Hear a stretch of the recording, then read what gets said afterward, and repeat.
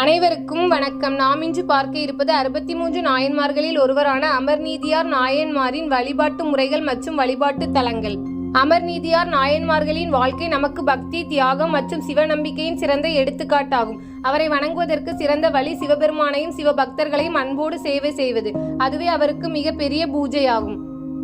பொதுவாக பிரதோஷ தினம், சிவராத்திரி அல்லது திங்கள் கிழமைகளில் அவரை வழிபடலாம். காலை சூரிய உதயத்திற்கு பிறகு அல்லது மாலை நேரத்தில் வழிபடலாம்.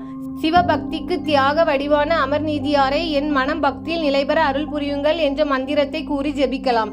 பால், பழம், வெள்ளை பூக்கள் மற்றும் வெள்ளை சந்தனம் அர்ப்பணிக்கலாம். வெள்ளை நிறமே தூய்மையையும் பக்தியையும் குறிக்கிறது.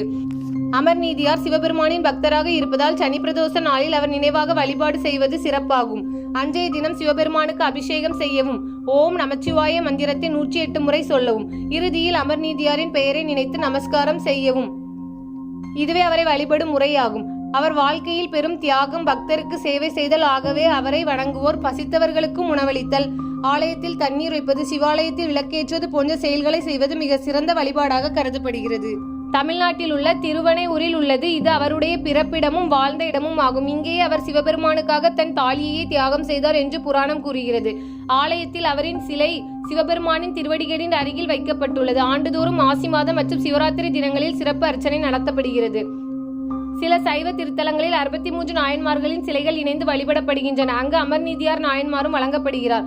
அதில் உள்ள முக்கிய தலங்கள் என்னவென்றால் திருவாரூர் தியாகராஜர் ஆலயம், திருவண்ணாமலை அருணாச்சலேஸ்வரர் ஆலயம், மதுரை மீனாட்சி சுந்தரேஸ்வரர் ஆலயம், சிதம்பரம் நடராஜர் ஆலயம். இத்தலங்களில் 63 நாயன்மார்களின் சிலைகள் ஒரே வரிசையில் அமைந்துள்ளன. அமர்நீதியாரின் படமோ சிலையோ வீட்டில் வைக்கலாம். அதற்கு முன்னால் தீபம் ஏற்றி ஓம் நமசிவாய என்று சொல்லி அவரது தியாகத்தை நினைத்து மனம் அமைதியாக ஜெபிக்கலாம். பக்தர்களுக்கு சேவை செய்வதால் சிவபெருமானின் அருள் கிடைக்கும். பிரதோஷ நாளில் பூஜை செய்வதால் மனநிலை அமைதி, குடும்ப ஒற்றுமை நிலவும். அமர்நீதியாரை தியானித்தால் தியான மனம் மற்றும் பக்தி உறுதி கிடைக்கும். தானம் மற்றும் உணவளித்தால் கர்ம சுத்தி மற்றும் ஆனந்தம் கிடைக்கும். அமர்நீதியார் நாயன்மார் வழிபாட்டில் முக்கியம் அன்பும் உண்மை மனமும் தான். பொம்மைகள், பொருட்கள் தேவையில்லை, பக்தி மனமே போதும் என்று அவர் சொன்னார். அவர் சொன்னபடி சிவபக்தனை வணங்குவது சிவபெருமானை வணங்குவதை விட உயர்ந்தது என்று கூறினார். தினமொரு கதையில் கதை கேட்ட அனைவருக்கும் நன்றி.